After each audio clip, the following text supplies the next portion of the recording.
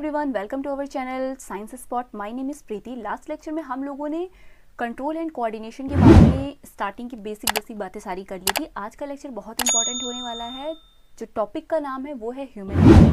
Human brain पर हम सारी बातें करेंगे। आपकी एनसीईआरटी में जितना भी लिखा है इसको हम लाइन वाइज लाइन आपको बिल्कुल सिंपल लैंग्वेज में आपको एक्सप्लेन करेंगे। तो देखिए, ह्यूमन ब्रेन सबसे पहले अगर हम बात करें तो आपका जो ब्रेन है वही आपको जो होता है कोऑर्डिनेशन सेंटर होता है आपकी बॉडी का। ठीक, जो भी बॉडी में आपकी इन्फॉर्मेशन, जितने जो थिंकिंग आ रहे, थॉट्स आ रहे आपके माइंड में, हर एक टाइम पर आप कई चीज़ें सोच लेते हो हैं, और हमारी बॉडी में जो इंटरनल ऑर्गन्स जो काम कर रहे हैं उनके साथ भी कोऑर्डिनेट करना, तो मतलब आपकी फुल बॉडी का पूरा कंप्लीट बैलेंस जो बना के रखता है वो है आपका ह्यूमन ब्रेन। तो बहुत इंपॉर्टेंट है, बहुत इंटरेस्टिंग टॉपिक है। प्लीज़ आप इसको बिल्कुल फोकस के साथ अगर आप पढ़ोगे तो आपको बहुत अच्छे से समझ में आने वाला है। तो चलिए स्टार्ट करते हैं। ठीक, human brain is reflex action. मैंने जो आपको फर्स्ट लेक्चर में रिफ्लेक्स एक्शन पूरा अच्छे से आपको बिल्कुल इजी लैंग्वेज में आपको एक्सप्लेन किया था, एक बार आप वो वीडियो जाकर देख लीजिएगा तो आपको और बेटर समझ में आएगा। Is reflex action the only function of spinal cord? जो रिफ्लेक्स एक्शन होता है क्या सिर्फ स्पाइनल कॉर्ड का फंक्शन होता है? बिल्कुल नहीं।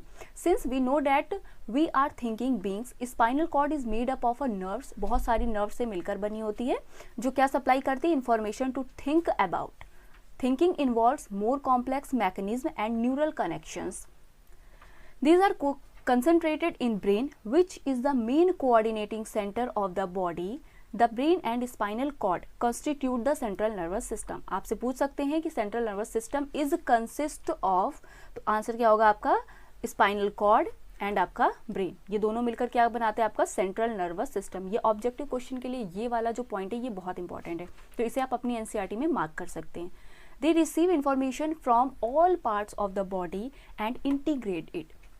जैसे आपके जब आप बहुत ज़्यादा मीठा खाते हो या आपके ब्लड में जब ग्लूकोज का लेवल बहुत ज़्यादा हाई हो जाता है तो उस समय ग्लूकोज के लेवल को आपकी बॉडी में मेंटेन करने के लिए इंसुलिन नाम का हार्मोन आपकी बॉडी क्या करती है? रिलीज़ करती है। जो कहाँ से रिलीज होता है? आपके पेनक्रियास से। ठीक है, तो उसे कब रिलीज़ करना है, एक्सेस में कब मिनिमम में रिलीज़ करना है, तो ये सारा जो होता है ऑर्डर ये कौन देता है? आपका ब्रेन देता है। लिखा है they receive information from all parts of the body. Blood के रिगार्डिंग जो भी इन्फॉर्मेशन ब्लड के थ्रू भी जा रही है या बहुत सारे हमारे ऑर्गेन्स जो रिस्पॉन्स कर रहे हैं उन सबका क्या होता है? ये सेंटर होता है जो क्या करता है? इन्फॉर्मेशन कलेक्ट करता है और उसे कमांड देता है कि भैया जैसे बॉडी में बहुत ज़्यादा ग्लूकोज का लेवल बढ़ गया तो इसको कम करो, इंसुलिन रिलीज करो हार्मोन, ताकि जो ग्लूकोज का लेवल है वो डाउन हो, मतलब एक मिनिमम रहे जितना आपकी बॉडी में रिक्वायर्ड है। We also think about our action, writing, talking, moving in a chair, clapping at the end of program, and are example of voluntary action. We are based on the deciding what to next. कहने का मतलब ये है हमें कब clapping करनी है, हम किसी की बात सुन रहे हैं तो वो बात हमें अच्छी लग रही है, बुरी लग रही है, या जो हम फील करते हैं जैसे मूव करते हैं हम चेयर पर बैठकर, तो ये सारी चीज़ें क्या है? वॉलंटरी एक्शन होता है। देखो, वॉलंटरी एंड एक वर्ड आप सुनोगे इनवॉलंटरी। ठीक है, तो इन दोनों में आपको डिफरेंस बता दूं। वॉलंटरी मतलब होता है आपके सराउंडिंग, ठीक है, आपकी बॉडी के सराउंडिंग, आसपास जो भी चीज़ें आपके साथ हो रही हैं या आप कर रहे हो बॉडी से बाहर। ठीक, और इनवॉलंटरी मतलब होता है आपके बॉडी के अंदर। अगर यहाँ पे इनवॉलंटरी एक्शन की बात की जाए तो यहाँ पर मीन्स बात हो रही है आपके बॉडी ऑर्गेन्स की। ठीक, like liver, kidney, heart, lungs, ये सब जो एक्शन करते हैं तो उनकी। ठीक है, तो उसे बोलते हैं इनवॉलंटरी ऑर्गेन्स। अब यहाँ वॉलंटरी एक्शंस की बात हो रही है, तो एक्शंस में क्या क्या है? Writing, talking, moving a chair, clapping etcetera. ठीक, so the brain also has to send message to muscle. जैसे आप बहुत भाग रहे या कोई चीज़ आपको उठानी है, ठीक है, तो उठानी है, वेटेज है, तो आप क्या करते हो? उसको और ज़ोर से लगाते हो। तो आप क्या करते हो? उस समय मसल्स और आपकी कॉन्ट्रैक्ट करती हैं। वो क्यों कॉन्ट्रैक्ट करती हैं? क्योंकि आपका ब्रेन जो है वो सिग्नल भेज रहा है ताकि भैया ये जैसे ये चीज़ आपको उठानी है। मान लीजिए टेबल पर बुक है, आपको बुक ओपन करनी है। ठीक, तो आप क्या करोगे? पहले अपना हैंड बढ़ाओगे टेबल तक, बुक तक बढ़ाओगे, फिर बुक को क्या करोगे? ओपन करोगे। तो ये सारा जो सेंस कर रहे हो आप कि मुझे बुक पढ़नी है, इतने टाइम पर मुझे पढ़ना है, मुझे खाना है, मुझे भूख लगी है, ये सारा जो इंडिकेशन जो आपको मिलती है, आपकी बॉडी जो देती है, वो सब कौन प्रोवाइड कराता है? ये सब ब्रेन का काम होता है। ठीक है, this is the second way in which the nervous system communication with the muscles. The communication between the central nervous system and other parts of the body is facilitated by the peripheral nervous system consisting of cranial nerve arising from the brain and spinal nerves। मतलब हमारी जैसे अगर muscles की बात करें तो मैंने आपको जब फर्स्ट लेक्चर पढ़ाया था उसमें बताया था कि जो आपकी नर्व सेल्स होती हैं वो कैसे एक नर्व से दूसरे नर्व तक सिग्नल प्रोवाइड कराती हैं, जिसमें पूरा मैंने न्यूरॉन्स का स्ट्रक्चर आपको वेल एक्सप्लेन करके बताया था। तो अगर आपने वो फर्स्ट लेक्चर नहीं देखा है ना तो आप जाकर पहले उसे देख लो, ठीक है। 1.5x की भी स्पीड में देखोगे तो आराम से आप कवर कर लोगे। The brain thus allow us to think or take action based on that thinking. As you will expect, this is accomplished through a complex design with ये क्या हो गया, sorry for that, with different parts of the brain responsible for the integrating different inputs and outputs. The brain has three such major parts region, namely forebrain, midbrain and hindbrain। ठीक है, brain के 3 parts होते हैं, fore brain, midbrain and hind brain. ये जो parts हैं इसमें बहुत सारी आपको इंटरनल कुछ ऐसे स्ट्रक्चर मैं बताऊंगी जहाँ से बहुत ही इंपॉर्टेंट जो होता है वो उनके क्या होता है, कंट्रोलिंग सिस्टम होता है। ठीक है, जैसे फोर ब्रेन है तो ये आपका क्या काम कर रहा है, मिड ब्रेन क्या काम करता है, हिंड ब्रेन, तो ये तीनों ब्रेन आपस में क्या कोऑर्डिनेट करके काम करते हैं। ठीक है, the fore brain is the main, किस लिए होता है, thinking part of the brain. हम जो भी सोच रहे होते हैं, ठीक है, बहुत ज़्यादा थिंकिंग करते हैं या कुछ भी हम अगर सोच रहे हैं, पॉजिटिव हो या निगेटिव हो, ये किसका काम होता है, ये फोर ब्रेन में होता है। ठीक है, इन्फॉर्मेशन सारी। It has regions which receive sensory impulse from various receptor, बहुत सारे रिसेप्टर होते हैं। Separate areas for the forebrain are specialized for hearing, smell, sight and so on. Specialized किसके लिए होता है, देखिए पार्ट क्या सोचने का काम कर रहा है। ठीक है, main thinking part of the brain होता है सोचने वाला, और इसका काम क्या होता है, हियरिंग किसी की बात को सुनना, स्मेलिंग सेंस करना। मतलब यहाँ पर अगर हम बात करें तो जो आपका फोर ब्रेन है ये क्या, एक तरफ से आपके सेंस करने में जितनी भी आपकी एक्टिविटीज़ होती है सेंस के रिगार्डिंग, उन सबको क्या करता है, ये हैंडल करता है। ठीक, there are separate areas of association where the sensory information is interrupted by putting it together with information from other receptor as well as with information that is already stored in the brain।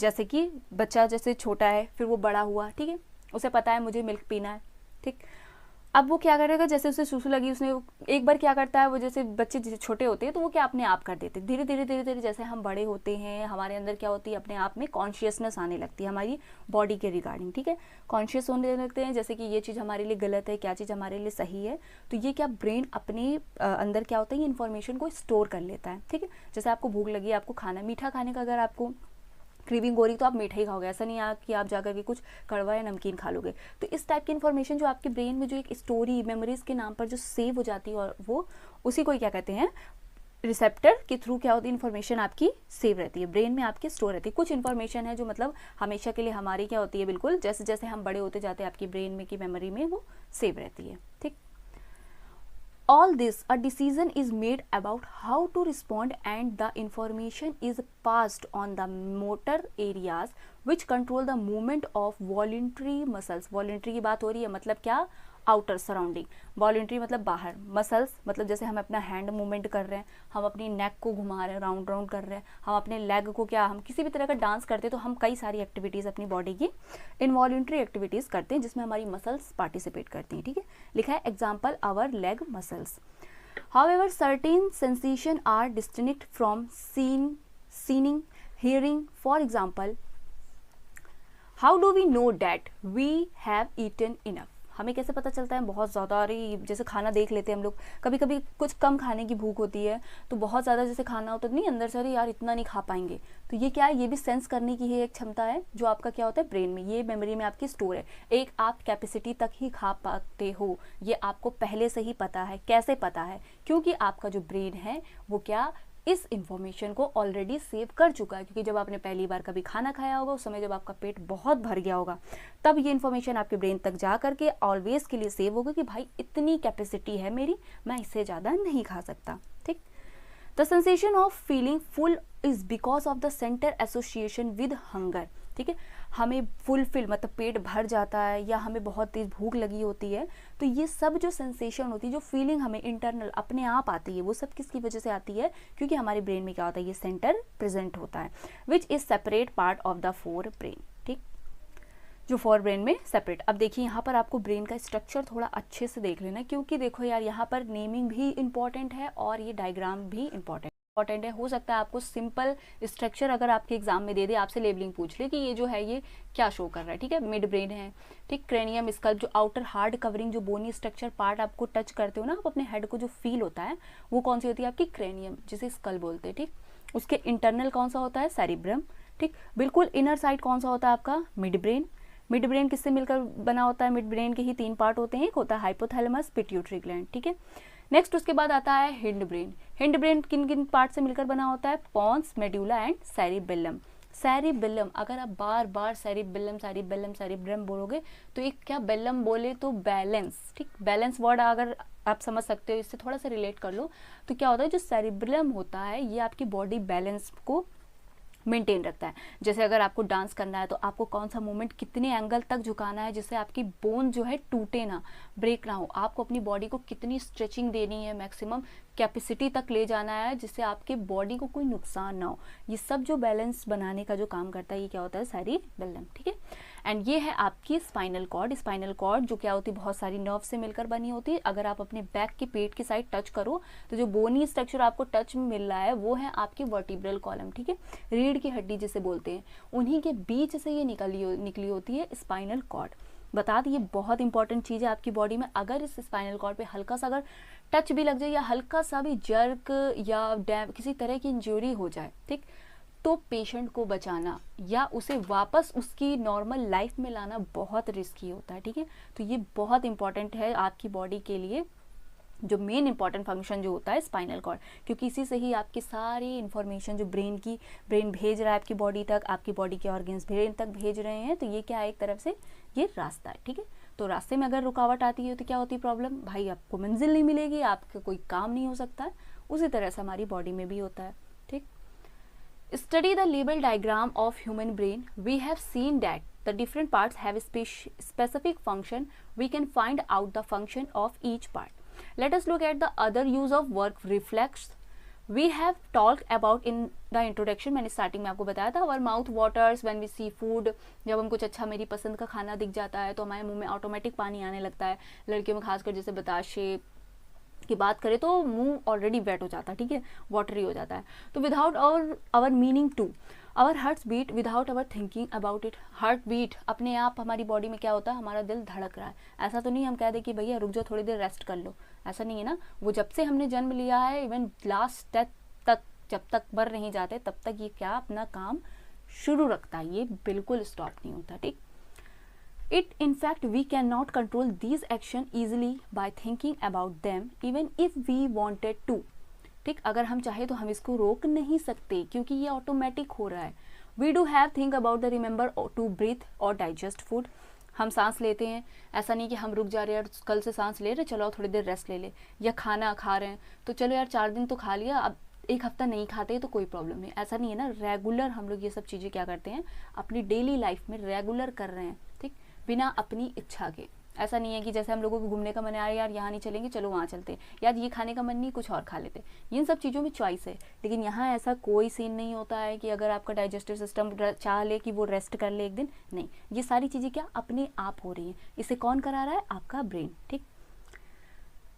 So in between the simple reflex action like change in the size of the pupil. Pupil बोले तो आपकी eyes के जो, जैसे अगर आपके सामने अचानक से कोई आ जाता है तो हम क्या करते हैं, चौंक जाते हैं, और जब चौंकते हैं तो हमारी आइज़ क्या बिल्कुल बड़ी हो जाती हैं, ठीक है, ऐसे चौंक जाते हैं क्योंकि हम उस चीज़ को ज़्यादा तरीके से देखना चाहते हैं, ठीक है। तो अगर कोई अचानक से आपके फेस के पास ऐसे हैंड लाए तो आप क्या करते हो, आंखें अपनी बंद कर लेते हो, ठीक, कि मेरी आंखों पे चोट ना लगे। तो ये पलकों का झपकना या किसी चीज़ को देखते समय आंखों का साइज़ बड़ा करना या छोटा करना, जैसे अंधेरे में होते हैं तो हम क्या करते हैं, मैक्सिमम चीज़ों को देखने के लिए हमारी जो प्यूपिल होती है उसका साइज़ थोड़ा बड़ा हो जाता है, ठीक है। और जब हम लाइट की रोशनी में जाते हैं जो प्यूपिल होती है वो क्या साइज़ उसका डिक्रीज होता है, क्योंकि जो लाइट होती है वो बहुत ज़्यादा आपकी आइज़ में पड़ेगी तो आपकी आइज़ को हार्म करेगी, इसलिए प्यूपिल अपना साइज़ क्या कर लेती है, कम कर लेती है। And the thought our out action such as moving a chair, there is another set of muscles movement over which we do not have any thinking control. ये सब चीज़ें हमारे कंट्रोल के बाहर होती हैं और इन सबको कौन कंट्रोल करता है, हमारा ब्रेन। हम नहीं करते खुद से कंट्रोल, हमारा ब्रेन कंट्रोल करता है। Many of this involuntary action are controlled by the midbrain and hindbrain. Involuntary बोले तो आपकी बॉडी में जो डाइजेशन हो रहा है, आपकी ब्लड में जो भी लेवल किसी चीज़ का बढ़ रहा है या घट रहा है, कितना एक्सक्रीशन करना है, चीज़ों को कितना एब्जॉर्ब करना है, तो ये सारी चीज़ें जो इनवॉलेंट्री एक्शन आपकी बॉडी में होते हैं, इन सबको कौन कंट्रोल करता है? आपका midbrain and hindbrain. Midbrain में कौन कौन से पार्ट आ रहे थे?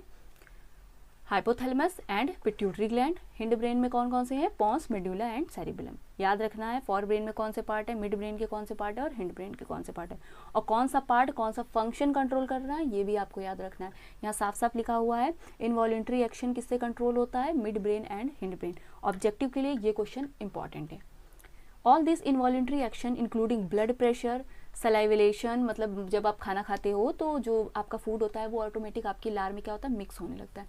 And vomiting are also by controlled by the medulla in the hindbrain. आपके हिंड ब्रेन में जो मेडुलरी पार्ट है, दिखा दूँ आपको, ये जो देख रहे हैं ये मेडुला, ये क्या आपका वॉमिटिंग, जब आपको उल्टी होती है, उल्टी आने की जो फीलिंग होती है, जी मचलाना होता है, ये सब कौन कंट्रोल करता है? मेडुला। ठीक है।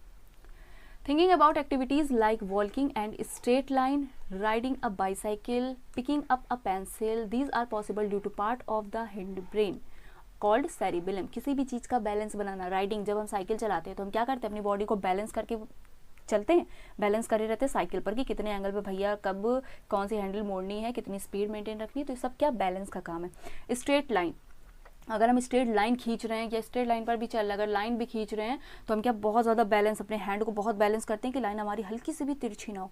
Picking up a pencil, pencil को भी जब हम पिक करते हैं तो उसके बाद लिखते हैं तो बहुत ज़्यादा इसमें क्या होता है? ध्यान देना पड़ता है। तो इस तरह की जो भी चीज़ें आपकी एक्टिविटीज़ में डेली लाइफ में होती हैं, इन सबको कौन कंट्रोल करता है? आपका हिंड ब्रेन। ठीक है। हिंड ब्रेन का कौन सा पार्ट? सेरिबेलम। मेडुला याद रखना वॉमिटिंग सेंटर है जो वॉमिटिंग को कंट्रोल करता है, और जो हिंड ब्रेन में जो आपकी बॉडी बैलेंस है उन सबको क्या करता है? सेरिबेलम कंट्रोल करता है। It is responsible for the precision of voluntary action and maintaining the posture and balance of the body। posture and balance of the body, posture मतलब जब हम डांस करते हैं तो हम कई अलग अलग तरह से अपने बॉडी पोस्चर बनाते हैं, या हम जब योगा करते हैं तो भी हमारा बॉडी पोस्चर क्या होता है? थोड़ा चेंज होता है। ठीक, तो उस तरह से कितना मेंटेन करना है आपका बॉडी पोस्चर, और आपकी बॉडी को कितने एंगल तक का बैलेंस रखना है, ये सब आपका कौन कंट्रोल करता है? सब वॉलंटरी एक्शन आपका कौन? हिंड ब्रेन कंट्रोल करता है। ठीक। Imagine what would happen if each these event fail to take if we are not thinking about। अगर ये सारे इवेंट अगर क्या हो जाए? फेल हो जाए तो हम क्या करेंगे? भाई हम लोग गिरते फिरते रहेंगे, हम चल नहीं पाएंगे, हमारी बॉडी बैलेंस नहीं बना पाएगी। इसलिए कभी कभी देखा होगा जिनका दिमाग थोड़ा काम नहीं करता है तो कहीं भी रास्ते चलते चलते अचानक से कोई इंसान गिर जा रहा है ना, जिसके सर पे चोट लगी होती है, तो ऐसा पेशेंट क्या होता है? मोस्टली क्या होता है? उस पर आईसीयू में, ठीक है, वेंटिलेटर पर ही होता है। क्या उनकी कॉन्शियसनेस जो होती है, उनकी सोचने की जो क्षमता होती है वो क्या धीरे धीरे बिल्कुल डाउन हो जाती है। लाइक जैसे कोमा का पेशेंट होता है, क्या होता है? वो जिंदा होते हैं, सांस तो ले रहे होते हैं, लेकिन उनके अंदर जो वॉलंटरी कंट्रोल फंक्शन जो होता है, आपका जो ब्रेन ने जो क्या कर रहा होता है? हैंडल कर रहा होता है, ये सारी चीज़ें उनके उस समय नहीं हो रही होती है, क्योंकि ड्यू टू सम डैमेज या कुछ तरह का अगर चोट लग जाती है आपके ब्रेन में तो ये सारी चीज़ें हो जाती हैं। ठीक है। How are these tissues protect? Tissue को कैसे प्रोटेक्ट करते हैं? A delicate organ like brain which is so important for a variety of activities, बहुत इंपॉर्टेंट है क्योंकि वैरायटी ऑफ एक्टिविटीज़ कर रहा है, need to be carefully protected. For this the body is designed so that the brain side inside a bony box, brain की side जो होता है इनसाइड अ बोनी बॉक्स होता है। Inside the box the brain is contained a fluid filled balloon which provides further shock absorption. If you run your hand down and middle of your back you will feel a hard bumpy structure, this is vertebral column और backbone which protect the spinal cord। मैंने आपको बताया था ना, जब आप अपने back के साइड टच करोगे तो आपको बोनी स्ट्रक्चर जो देखने को मिल रहा है वो क्या है? आपका वर्टिब्रल कॉलम, जो किसको प्रोटेक्ट करता है? स्पाइनल कॉर्ड को। ठीक है। और जो हमारे ब्रेन का जो इनर वाली जो लेयर होती है उसको कौन प्रोटेक्ट करता है? आपकी आउटर ब्रेन के जो बोनी स्ट्रक्चर जिसे क्या बोलते हैं? क्रैनियम। ठीक है, वो प्रोटेक्ट करते हैं। How does the nervous tissue causes action? Nervous tissue action कैसे कॉज करता है ये मैंने आपको पहले बता रखा है ऑलरेडी, फर्स्ट लेक्चर में ये सारी बातें मैंने अच्छे से आपको एक्सप्लेन करके बताई थी। ठीक है, तो यहाँ पर हमारा ये ब्रेन रिगार्डिंग जो टॉपिक मैंने कहा था उसको मैंने जितना मेरे से हो सका मैंने आपको इजी लैंग्वेज में बताने का कोशिश किया। अगर आपको वीडियो अच्छी लगी हो तो प्लीज़ वीडियो को लाइक ज़रूर करिएगा, और चैनल पर नए हैं तो चैनल पर सब्सक्राइब करिएगा। और आने वाले नेक्स्ट लेक्चर में हम पढ़ने वाले हैं कोऑर्डिनेशन इन प्लांट। ठीक है, 2 लेक्चर और लगेंगे, उसके बाद ये चैप्टर आपका कम्प्लीटली फिनिश हो जाएगा। उसके बाद हम इसे चैप्टर पे एक छोटा सा सेशन लेके आएंगे। इस चैप्टर के रिगार्डिंग जितने भी आपके MCQs पॉसिबल हैं उन सब की हम प्रैक्टिस करेंगे, ताकि आपके बोर्ड एग्जाम्स में कोई भी MCQs आपको ऐसा ना लगे कि कुछ नया आया है। ठीक है, so thank you so much for watching.